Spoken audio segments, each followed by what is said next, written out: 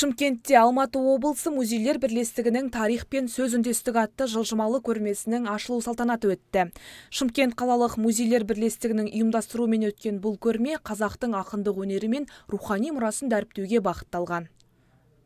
Көрме 19-20 ғасырларда өмір сүрген әйгілі ақындар Сүйінбай Аронұлы, Үмбетәлі Кәрібаев, ақиық ақын Мұқағали Мақатаев және Дінмұхамед Қонаевтың шығармашылығына арналған.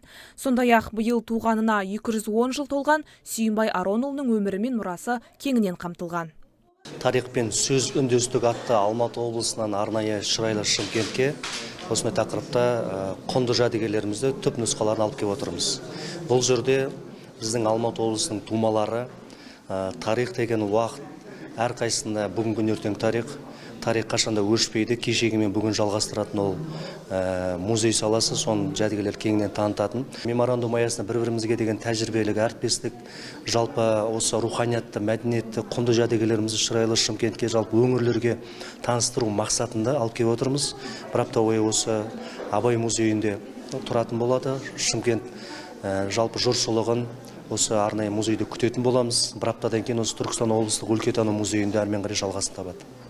Көрмеге ақындардың өздері тұтынған жеке заттары, қолжазбалары, аудармалары мен киімдері қойылған. Әрбір жәдігер ақындардың өмірі мен өнерінен сыр шертеді.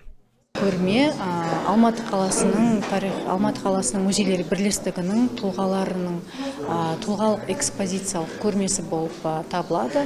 Әрине, бұл тұңғыш рет өтіп отыр Шымкент қаласында, өйткені бұған дейін осы Жетісу өңірінің тұлғалық экспозициясы келген жоқ. Жалпы біз өте қуаныштымыз. Біз осы 5 күн бойы өзіміздің жоспарымызды құрып отырмыз.